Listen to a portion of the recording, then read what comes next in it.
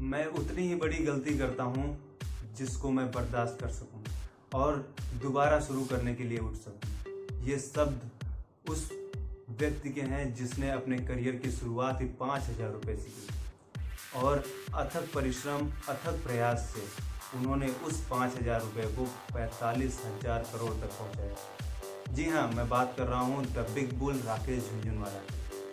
राकेश झुनझुनवाला का जन्म 5 जुलाई 1960 में हैदराबाद में हुआ था। उनका जन्म एक आम परिवार में हुआ था। उनके पिताजी कमिश्नर ऑफ इनकम टैक्स में काम करते थे। शुरू से ही पिताजी का पेशा ऐसा था, इसी वजह से उनका शेयर मार्केट में झुकाव ज़्यादा होने लगा था। छोटे पे ही अपने पिताजी से वो पूछते थे कि ये मार्केट नीचे कब जाता है, ऊपर कब जाता है। इन सब चीज़ों का जवाब उनके पिताजी भली भांति एक्सप्लेन करके राकेश झुनझुनवाला को देते। यही सब चीज़ें उनको शेयर मार्केट की तरफ और आकर्षित किया। एक बार राकेश झुनझुनवाला ने अपना इच्छा व्यक्त करते हुए अपने पिताजी से पूछा, पिताजी मैं शेयर मार्केट में निवेश करना चाहता हूँ। उनके पिताजी ने कहा, जी बेटा तुम बिल्कुल निवेश करो, बट मैं तुमको पैसा नहीं दूंगा और न ही तुम किसी से पैसा मांगोगे, ये मुझसे प्रॉमिस करो। उस दिन से उन्होंने प्रॉमिस किया कि मैं कभी भी किसी से भी पैसे मांग के शेयर मार्केट में इन्वेस्ट नहीं करूँगा। सन 1885 5,000 रुपये से उन्होंने अपने करियर की शुरुआत की। उनका पहला निवेश 5,000 रुपये था। 1986 में उन्होंने पहला अपना मुनाफा कमाया। उसके बाद राकेश झुनझुनवाला ने पीछे मुड़कर कभी नहीं देखा। अब हम बात करेंगे राकेश झुनझुनवाला को बिग बुल क्यों कहा जाता है। राकेश झुनझुनवाला को बिग बुल कहा जाता है कि वो जिस चीज़ पे हाथ रख देते थे वो चीज़ सोने की हो जाती है। जिस मिट्टी पे हाथ रख दे वो मिट्टी सोने की हो जाती है। ये उनके बारे में ऐसा कहा जाता है।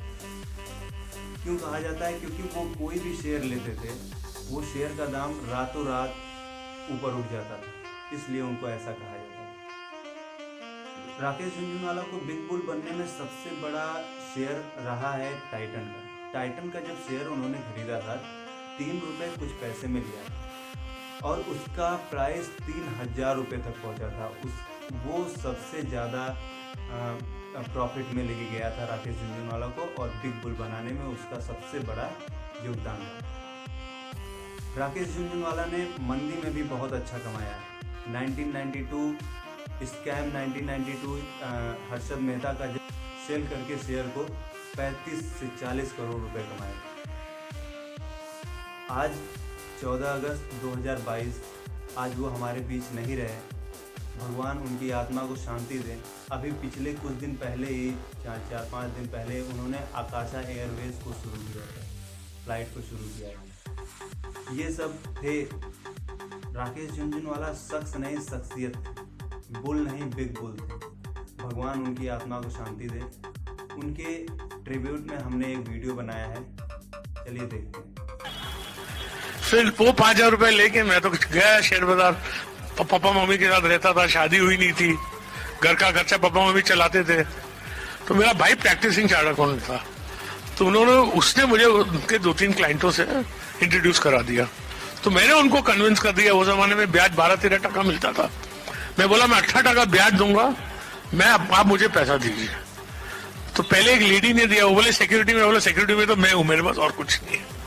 तो बोले ठीक है, मैं तुम्हें 2.5 लाख रुपया दूंगा, पहले 1.25 लाख रुपया ले, उसके शेयर ले, वो शेयर मुझे सिक्योरिटी में दे, फिर 1.25 लाख और दे। तो मैंने वैसे चालू किया। फिर एक ब्रदर के क्लाइंट ने 10 लाख रुपया दिया और आप बिलीव नहीं करेंगे, 1985 की बात है, मैंने एक साल में वो 12.5 लाख रुपए से करीब 30 लाख रुपए कमाए और वो जमाने में 4 लाख रुपए टैक्स भरा। तो ये तो भगवान ने, मतलब पिताजी एंकरेज नहीं करते थे, भाई के क्लाइंट नहीं रहते थे, तो मेरे को तो ये सब पैसा वैसा मिलने वाला नहीं था। फिर शादी हुई, 2-3 साल मंदे थे। फिर बहुत कहानी है। सिसक हुआ के शेयर लिए, 25 रुपए में लिए थे मैंने, 65 का भाव हो गया 4 महीने में, 25 का 65। वो जो मैंने 25 लाख रुपए कमाए थे वो सब टाटा पावर के शेयर ले लिए। वो लिए थे 150 में, उनका भाव हो गया 1,000। तो 2-4 करोड़ रुपए, 2-3 करोड़ रुपए हो गए। फिर मधु रनवटे का एक बजट आया, उस हमारे शेयर बाजार में शेयर सब ऐसे शेयर ठोके कि मालूम नहीं कोई बॉक्सिंग मैच है। जो आए बोले बेच दो। और मुझे एक लगता था कि वीपी सिंह थे ठाकुर, लेकिन व्यापारी आदमी थे। He was the man who first abolished estate duty in India, brought down the rates of tax to 60%। तो मुझे लगता था बजट खराब नहीं आएगा। तो मेरे पास जो 2.5-3 करोड़ रुपया था मैंने स्टेक में लगा दिया 1989 के बजट में। और आप बिलीव नहीं करें, बोलूं किसको। और मेरी शादी हुई तो मेरी वाइफ पैसे वाली फैमिली की थी, वो एसी रूम में रहती थी, गाड़ी थी, हमारे पास ना गाड़ी थी, हम तो बस में जाते थे। मेरी वाइफ ने मेरे को जिंदगी में आज तक एक ही चीज मांगी है, अपने रूम में एसी कब लगेगा।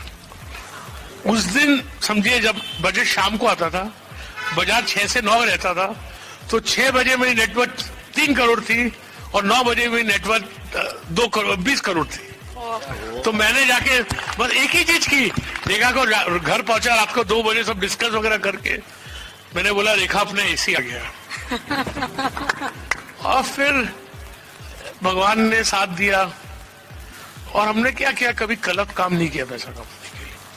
हमारे डैडी क्या बोलते थे, ये शेयर बाजार है, यहाँ कोई बीवी के बांगड़ बेच के आता है, कोई बीवी को बेच के आता है, कभी किसकी हाई नहीं लेना चाहिए। तो वो दिन और आज का दिन है, कभी मैं कोई शेयर को मैनिपुलेट करूं, इधर बेचूं उधर लूं, वो सब धंधे हमको आते ही नहीं है, आप समझे ना। और ना करने हैं तो आते हैं, लेकिन करने ही नहीं है। तो भगवान ने आज भगवान के बहुत शुक्र, क्या बोल सकते हैं कि I have far lesser wealth than people think, but far far far far far more than I need, because wealth also has a purpose. क्या करूंगा पैसे का, बच्चे को 200-500 करोड़ दे दूंगा, उसके बाद इससे मैं तो बहुत बार सोचता हूँ कि मरता हूं मैं कमाने के लिए, मजा मेरे जवाई और बहू करने वाले और बेटे और बेटी। आप समझे ना। तो खुश हूं, करता वो हूं जो मैं चाहता हूं। The wealth allows me to do what I want and I live life by my terms and whatever success I have had, I think patience, hard work, taking defeat with a smile. मुझे बहुत बार नुकसान हुआ है जिंदगी, बहुत बार setback लगा है, मैंने बहुत बार शेयर बेचे पैसा नुकसान ही भरने के लिए, लेकिन एक बार हो गया। See never be afraid to make a mistake, only make one you can afford so that you may live to make another one. Because if you are afraid to make a mistake, you cannot take any decision in life. तो मुझे गलती होती है, मैंने company में पैसा लगाया A to Z, मैं 150 करोड़ रुपया खोया उसमें, मैंने कभी उसके प्रमोटर से तेज बात नहीं की। मैंने बोला मैंने उसको परखने में गलती की। अपने डिसीजन के लिए अपने आप को ब्लेम करो, उससे सीखो और भूलो उसको। क्या बात है।